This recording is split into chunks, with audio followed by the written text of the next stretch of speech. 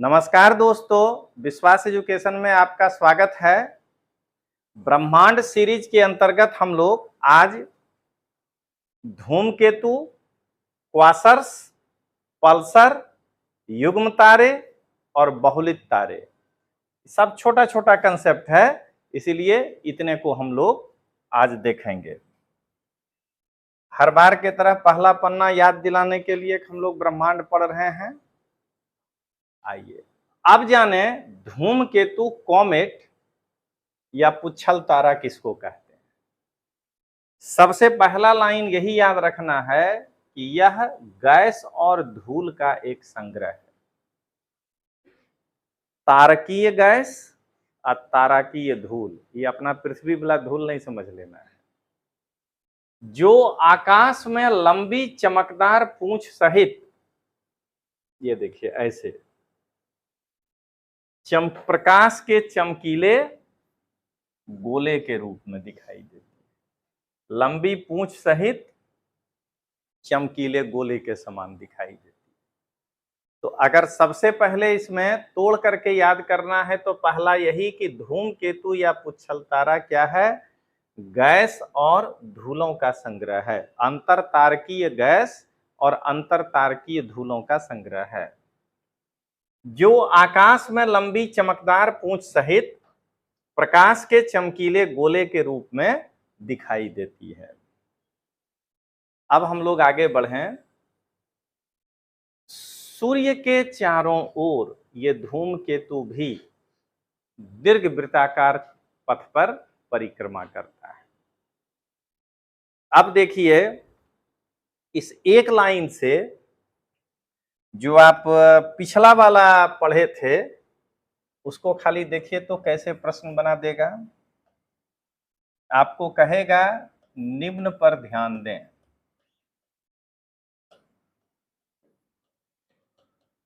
देखिए कैसे कंफ्यूज करेगा। पहला धूमकेतु, दूसरा पृथ्वी, तीसरा चंद्रमा। कहेगा उपरोक्त में से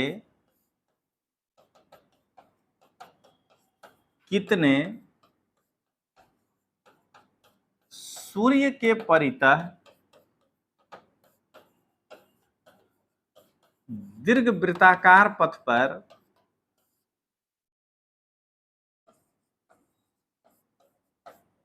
भ्रमण करते हैं।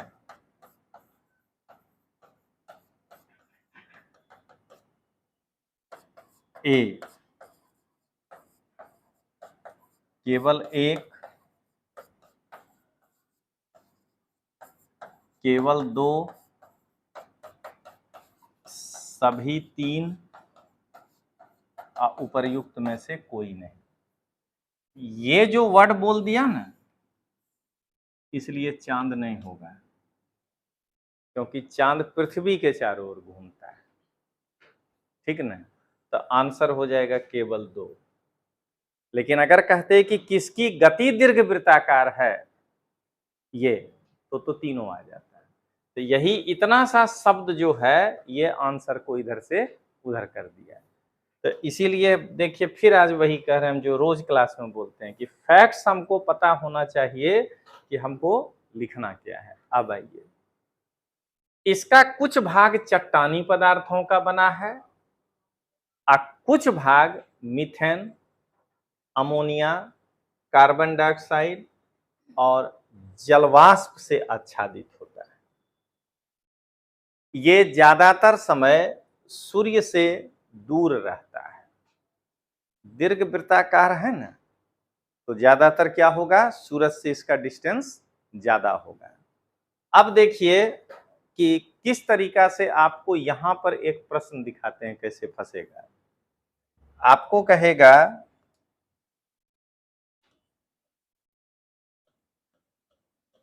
निम्न पर ध्यान दें।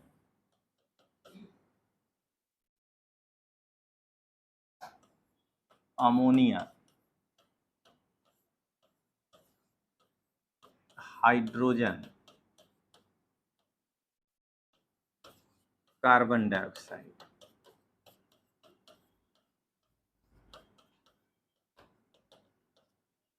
अब कहेगा उपरोक्त में से हमेशा कितने ने, कौन सा ऑब्लिक से गैस धूमकेतु से संबद्ध हैं।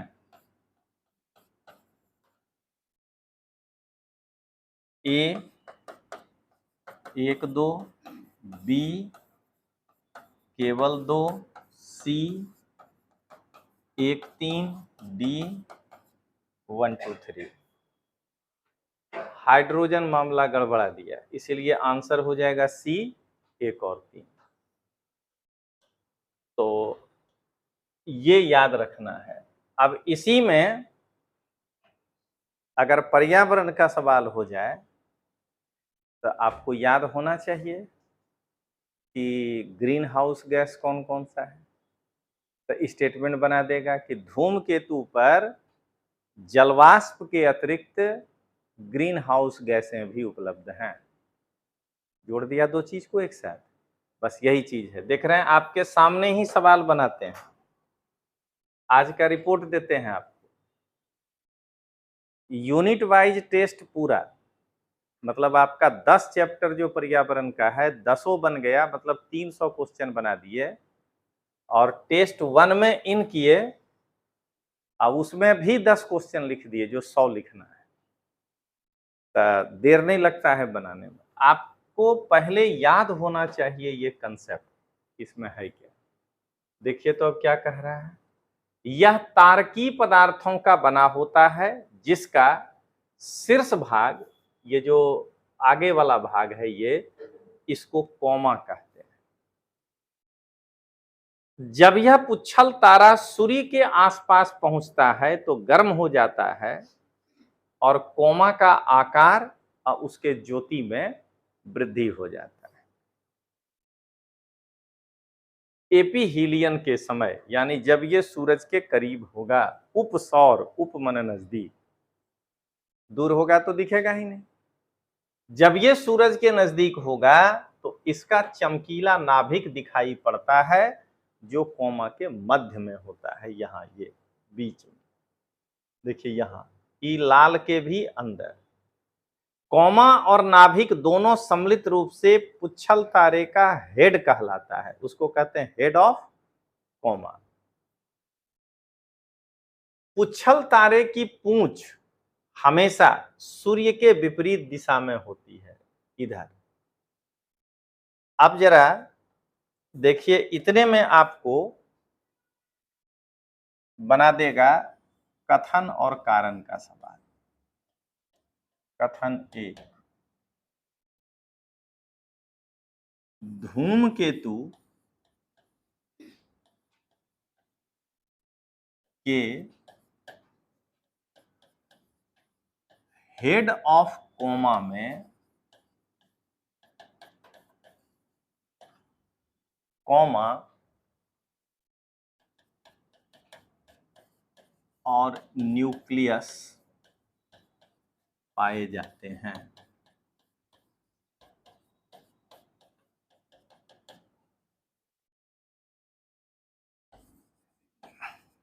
कथन 2, धूमकेतु का पूंछ सदैव सूर्य की दिशा में होता है। हर बार अलग अलग बना रहे हैं, कभी ए बना देते हैं, कभी बी बना देते हैं, कभी सी बना देते हैं। तो अब जो है आपको कहेगा कथन ए और आर दोनों सही है, व्याख्या करता है, गलत है। सी वाला सही होगा कि पहला स्टेटमेंट सही है और दूसरा स्टेटमेंट गलत है। इसी में आपको एक स्टेटमेंट दे देगा, कहेगा कि पुच्छल तारे का कोमा अपसौर की स्थिति में दिखाई देता है। अप कैसे, अभी न पढ़े, उप सौर की स्थिति में दिखाई देते, जब सूरज के करीब होगा तब जाके दिखाई देगा। चलिए अब आगे देखें। यह पूंछ इसकी तीव्र गति के कारण होती है, जो कि गति की विपरीत दिशा में कोमा के तारकी पदार्थों के लाखों मील की दूरी तक फैलने के कारण बनते हैं। ये देखिए, ये लाखों मील तक की दूरी के फैलने के कारण बनते हैं।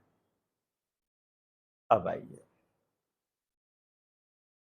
उच्छल तारे का द्रव्यमान अत्यंत कम होता है। जाहिर बात है कि तारा है ही नहीं, एगो कोमा भर है, बाकी व्हाइट दिखता है। अब तक हजारों पुच्छल तारे की खोज की जा चुकी है।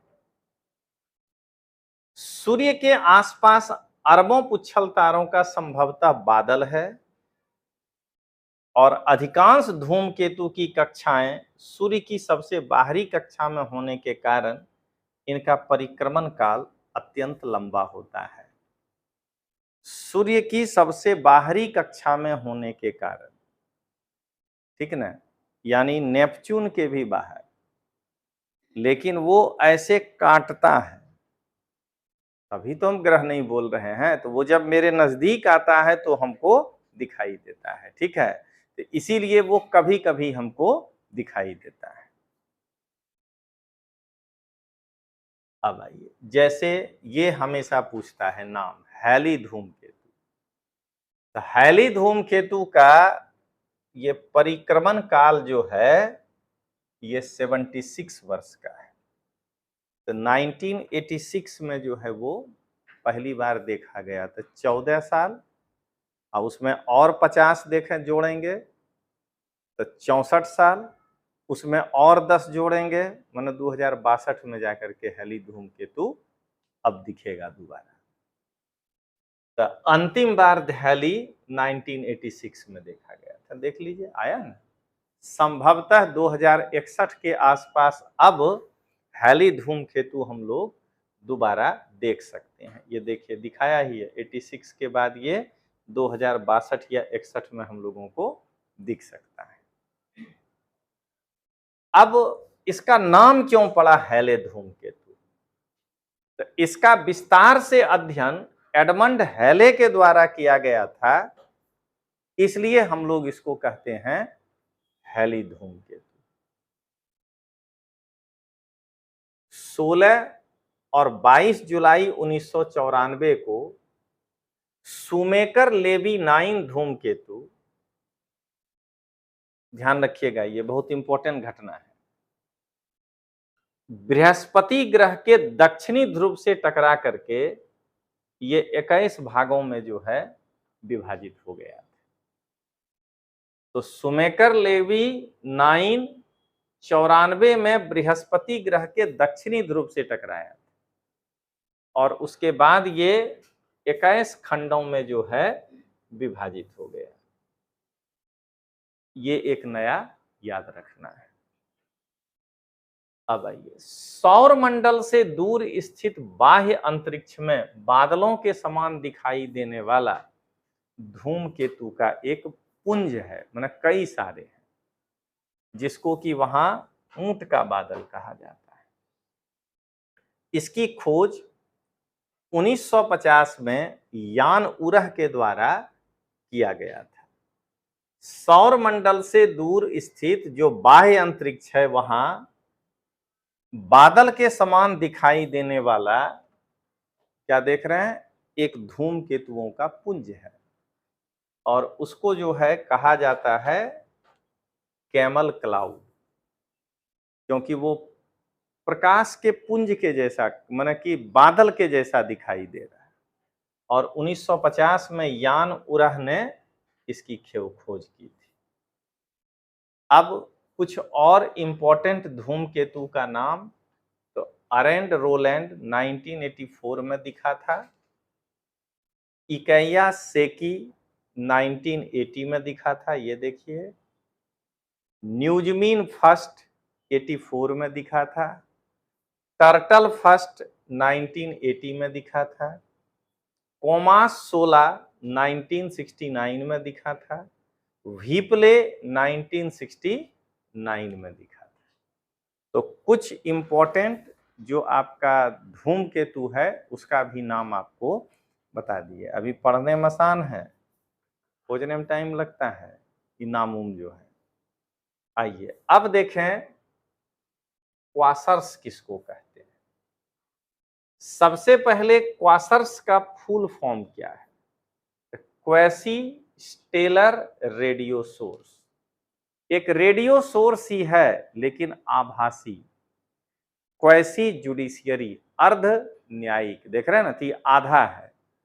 तो क्वेसी स्टेलर रेडियो सोर्स के को मिला करके हम कहते हैं क्वासर्स। ये 1962 में पहली बार खोजा गया। यह रेडियो तरंगों का शक्तिशाली स्रोत होने के कारण आकाशगंगा से ये छोटे होने के बावजूद एक आकाशगंगा से ज्यादा ऊर्जा का उत्सर्जन करता है। सबसे चमकीला जो अभी तक का खोजा गया क्वासर्स है वो 3C273। देखिए पहला क्वासर्स सीलिया क्वासर्स 1, उसके बाद उसका नाम दिया पहली बार के खोज में। 10 मिला तो 10, 12 दिया तो 12। तो ये तीसरा है सीरीज खोजने का। उसमें से जो है ये 273वां नंबर का क्वासर्स है, ऐसे समझना है। तो खगोलीय नामकरण ऐसे होता है। अब आइए देखें पल्सर बाइक क्या होता है।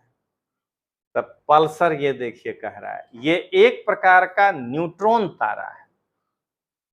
पल्सर एक न्यूट्रॉन तारा है जो तीव्र गति से अपनी धुरी पर घूर्णन करते हुए रेडियो तरंगों का स्पंदों के रूप में उत्सर्जन करता है। ये देखिए ऐसे स्पंदन, तो जिसको स्पार्क करना कहते हैं। तो वह रेडियो तारा, वह न्यूट्रॉन तारा जो अपनी धुरी पर तीव्र गति से घूमे और साथ में रेडियो तरंगों का स्पंदन करे, उसको हम कहते हैं पल्सर। सबसे पहले यही 1967 में एंथनी हेविस और जे बैल जो है इसका खोज किया था। हेविस को इसी खोज के लिए 74 में नोबेल प्राइज दिया गया। अब नोबेल प्राइज वगैरह सवाल नहीं आता है, नहीं तो हम लोग के टाइम में एकदम ये हर साल रटना पड़ता था कि इस बार चिकित्सा में किसको मिला, इस बार जो है फिजिक्स में किसको मिला। तो इस तरह से जो है पूछता था पहले। अब आइए 1993 में टेलर और हल्स को जुड़वां पल्सर खोजने के लिए नोबेल दिया गया, जिसका नाम रखा गया था PSR। देखिए पल्सर, ठीक है ना, 1913 + 16 के नाम से यह जाना गया था। ये सब नामकरण है। अब आइए युग्म तारा किसको कहते हैं। ये देखिए गुरुत्वाकर्षण के कारण जो है एक, ये दो, ये दोनों बंधा हुआ है, ठीक है ना। आपको ऐसा लगेगा ये तारा ऐसे घूम रहा है और ये तारा ऐसे है, क्योंकि अब तो पता ही है कि सब कुछ घूम रहा है। तो ये ऐसे और ये ऐसे क्या हुआ, एक दूसरे के साथ जो है बंधा हुआ है। तो गुरुत्वाकर्षण बल के कारण आपस में बंधे तारों को बाइनरी या युग्म तारा कहते हैं। जैसे साइगनस जो तारा है वो एक बाइनरी तारे का उदाहरण है। अब आइए मल्टीपल स्टार, बस यही है। 2 से अगर ज्यादा है तो उसको बहुलित कहते हैं। जैसे 2 या 2 से अधिक तारों का निकाय बहुलित तारा कहलाता है। कैसे, तो जैसे उसका नाम है कैस्टर। ये देखिए ये 6 तारों का एक सिस्टम है कैस्टर, 1 2 3 4 5 6। तो कैस्टर को हम कहेंगे मल्टीपल या बहुलित तारा। तो इस प्रकार से हम लोग जितना भी ब्रह्मांड में अब सब कुछ था, जो भी टेक्नोलॉजी, वो टोटल जान गए। अब हो सकता है कि सौर मंडल में हम लोग प्रवेश करेंगे। तो मिलते हैं, तब तक के लिए धन्यवाद।